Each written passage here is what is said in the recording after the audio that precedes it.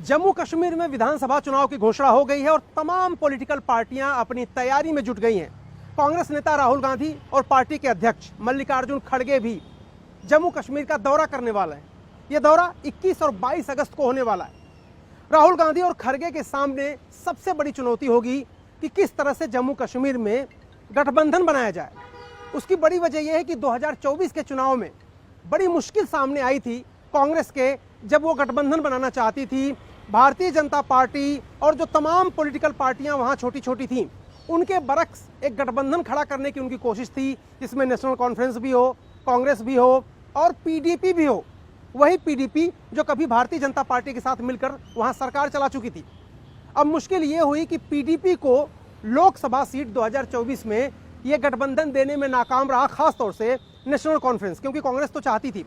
उसकी वजह से गठबंधन नहीं हो पाया और नेशनल कॉन्फ्रेंस और कांग्रेस ने मिलकर चुनाव लड़ा था। विधानसभा चुनाव में क्या होगा? क्या कांग्रेस, नेशनल कॉन्फ्रेंस और पीडीपी एक साथ आएंगे? राहुल गांधी और मल्लिकार्जुन खड़गे जब जम्मू और श्रीनगर का दौरा करेंगे तो उनके सामने सबसे बड़ा सवाल यही होगा, किस तरह से वो पीडीपी को साथ लाने में मनाएंगे। क्योंकि अगर पीडीपी अलग रहती है तो नेशनल कॉन्फ्रेंस और कांग्रेस एक साथ अगर आते भी हैं तो सीटों का बंटवारा कैसे होगा? क्या ये बंटवारा 2 दलों के बीच होगा या ये बंटवारा 3 दलों के बीच होगा? क्या पीडीपी आएगी, किन शर्तों पर आएगी?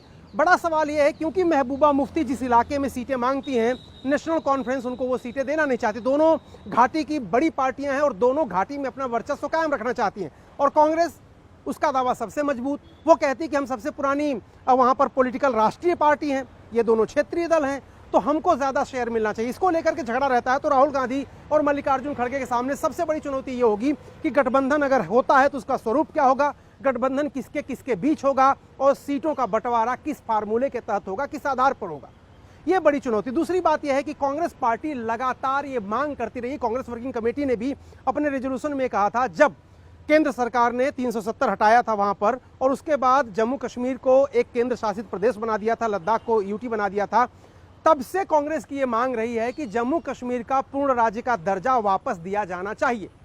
अब केंद्र सरकार की तरफ से इस तरह के अभी कोई संकेत नहीं दिए गए। चुनाव आयोग ने जब घोषणा की, उनसे भी यह सवाल पूछा गया, कोई स्पष्ट बात नहीं है, कोई स्पष्ट राय नहीं है।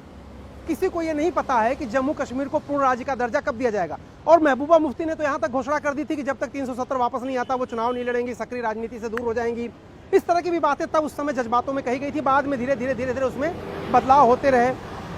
यह अलग बात है कि अभी भी पीडीपी का रुख बहुत कड़ा है। नेशनल कॉन्फ्रेंस में ने तो चुनाव की घोषणा होते ही चुनाव लड़ने का संकेत दे दीजिए। पीडीपी भी चुनाव लड़ेगी, लेकिन गठबंधन क्या होगा, कौन सी सीट किसको जाएगी, पूर्ण राज्य के दर्जे पर राहुल गांधी क्या वहां पर स्टैंड लेंगे, घाटी के लोगों को कैसे अपने साथ लाएंगे, कैसे समझाएंगे। तो कुल मिलाकर चुनाव की घोषणा के बाद राहुल गांधी और खड़गे का यह दौरा घाटी की सियासत के लिए, जम्मू की सियासत के लिए और कांग्रेस और नेशनल कॉन्फ्रेंस की सियासत के लिए बेहद महत्वपूर्ण होने वाला है।